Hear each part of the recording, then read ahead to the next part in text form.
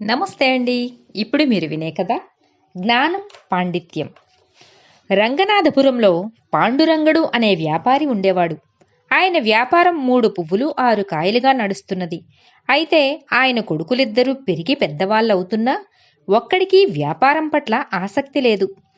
పాండురంగడి పెద్ద కొడుకు శ్రీనాథుడు ఏకసంధాగ్రాహి. ఎంత క్లిష్టమైన గ్రంథాన్నైనా సరే ఒక్కసారి చదివితే చాలు వాడికి పూర్తిగా గుర్తుండిపోయేది. గొప్ప పండితుడు కావాలని వాడి కోరిక. శ్రీనాథుడి తమ్ముడు కమలనాభుడు కూడా విద్యావంతుడు కావాలని కలలు కంటున్నాడు. నిఘంటువు సహాయంతో కావ్యాలలోని పద్యాలను అర్థం చేసుకుని ఆకలింపు చేసుకుంటూ తన జ్ఞానతృష్ణను తీర్చుకుంటున్నాడు వాడు. ఒక రోజున పాండురంగడి ఇంటికి బృహస్పతి అనే గురువు వచ్చాడు. ఆయన సమీపారణ్యంలో గురుకులాశ్రమం నడుపుతున్నాడు. అప్పుడప్పుడు దేశ సంచారం చేసి తనకు శిష్యులు కాదగ్గవారిని ఎన్నిక చేసుకుంటాడాయన. పాండురంగడు తన కొడుకుల గురించి ఆయనకు చెప్పుకొని, నా కుమారులు విద్యావంతులు కావడం నాకు ఇష్టమే, కానీ నా వ్యాపారానికి వారసులు కావాలి గదా. తమరు వాళ్ళిద్దరినీ పరీక్షించి వాళ్ళల్లో ఒక్కడినైనా వ్యాపారం చేయడానికి ఒప్పించండి అని కోరాడు. బృహస్పతి శ్రీనాథుణ్ణి పిలిచి ఏమేమి గ్రంథాలు చదివినది అడిగి తెలుసుకుని ఆశ్చర్యపడ్డాడు. ఆయా గ్రంథాల్లో ఏ మూల ఉన్న విషయాన్ని అడిగినా వాడు మక్కీగా అప్పచెప్పాడు.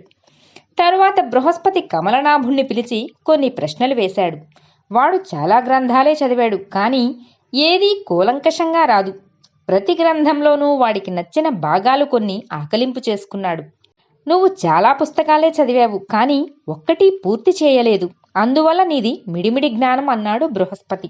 ఆర్య, ఆ విషయం నాకు తెలుసు. అయితే మొత్తం పుస్తకాన్ని ఆకలింపు చేసుకునే శక్తి నాకు లేదు. నాకు ఆసక్తి కలిగించే భాగాలను మాత్రం ఎలాగో కష్టపడి అర్థం చేసుకుంటున్నాను అన్నాడు కమలనాభుడు. బృహస్పతి వాడితో ఇంకేమీ చెప్పలేదు. ఆయన పాండురంగడితో, నీ పెద్ద కొడుకు వ్యాపారానికి పనికి వస్తాడు, రెండోవాడు పండితుడవుతాడు. ఇద్దరినీ కొంతకాలం పాటు నా ఆశ్రమానికి తీసుకుని వెళ్ళి ఉంచుకొని పంపుతాను అన్నాడు. పాండురంగుడు ఆశ్చర్యంగా, ఎలాంటి పుస్తకాన్నైనా ఇట్టే కంఠస్థం చేసే పెద్దవాడిని వ్యాపారిని చేస్తానంటున్నారు, మిడిమిడి జ్ఞానమున్న చిన్నవాడిని పండితుణ్ణి చేస్తామంటున్నారు. మీరు ఈ విషయమై లోతుగా ఆలోచించినట్లు లేదు అన్నాడు. దానికి బృహస్పతి మందహాసం చేసి, ఆ విషయం నీకు రేపటికల్లా అర్థమవుతుంది. ఈలోగా నేను నీకొక సాయం చేయదలిచాను. నాకు వైద్యశాస్త్రంలో ప్రవేశం ఉంది. మీ ఇంట్లో ఎవరైనా వింత రకం జబ్బుతో బాధపడుతూ ఉంటే చెప్పు, మంచి మందిచ్చి వెళతాను అన్నాడు. పాండురంగుడు ఇంటిల్లిపాదిని ఒకచోట సమావేశపరిచి బృహస్పతి అన్న మాటలు చెప్పాడు. వెంటనే అందరూ తాముకున్న జబ్బుల గురించి చెప్పుకున్నారు. వారిలో పాండురంగడి తల్లి జబ్బు వింతగా ఉంది. ఆవిడకు పిల్లిని చూస్తే తలనొప్పి వస్తుంది. పిల్లి వెళ్ళిపోయిన కాసేపటికి అది మాయమవుతుంది. ఈ మాటలు విన్న బృహస్పతి అప్పటికప్పుడు తాళపత్రాలపైన ఏదో రాసి పాండురంగడికిచ్చి, ఇందులో నీ తల్లి జబ్బుకు చికిత్స వివరాలు రాశాను. రాత్రిపూట ఏకాంతంలో చదివి ఇందులోని విశేషాలు అర్థం చేసుకో. రేపు మనం కలుసుకున్నప్పుడు వివరాలు నాకు చెప్పు. అంతవరకు ఇందులోని విశేషాల గురించి ఎవరితోనూ మాట్లాడకూడదు అన్నాడు.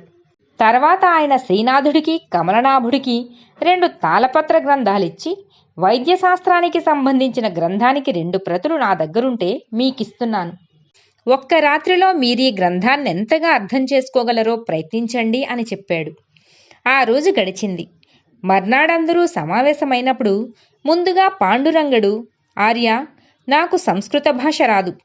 తమరు తాళపత్రాల మీద ఆ భాషలో రాసిన శ్లోకాలను అర్థం చేసుకోవడం నా వల్ల కాలేదు అన్నాడు. బృహస్పతి నవ్వి శ్రీనాథుడి వంక చూశాడు. వాడు గర్వంగా, మీరిచ్చిన గ్రంథాన్ని పూర్తిగా కంఠస్థం చేశాను. ఎక్కడి శ్లోకాన్నైనా అడగండి, అప్పచెపుతాను అన్నాడు.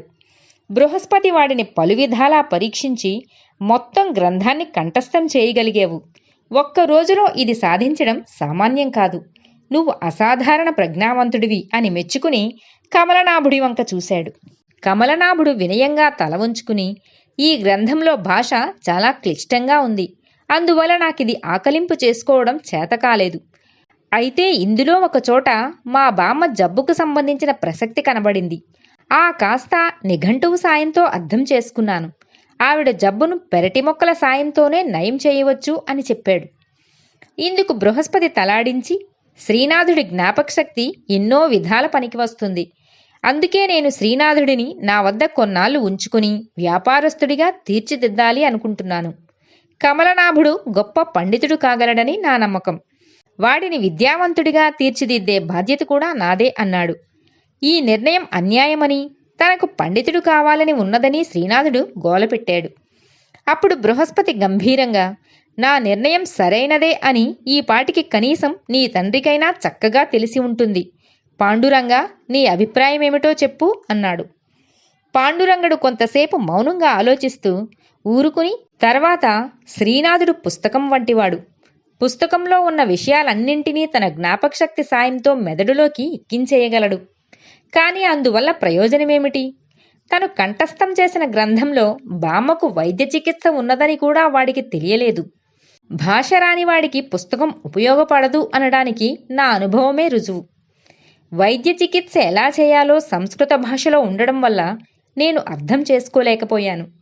పాండిత్యం లేని వాడి జ్ఞానము వృధా అని శ్రీనాథుడు రుజువు చేశాడు. అవసరం మేరకు విషయాన్ని అర్థం చేసుకున్న కమలనాభుడికే పండితుడు కాగల అర్హత ఉంది. ఈ విషయాన్ని అందరికీ అర్థమయ్యేలా చెప్పిన బృహస్పతి గురువర్యులకు మనమందరము కృతజ్ఞులమై ఉండాలి అన్నాడు. ఆ తర్వాత పాండురంగడి తల్లికి చికిత్స జరిగింది. బృహస్పతి వద్ద శిక్షణ పొందిన శ్రీనాథుడు గొప్ప వ్యాపారిగాను, కమలనాభుడు గొప్ప పండితుడిగాను క్రమంగా పేరు తెచ్చుకున్నారు. కథ సమాప్తం. మిత్రులారా, మరో కథతో మళ్ళీ కలుద్దాం.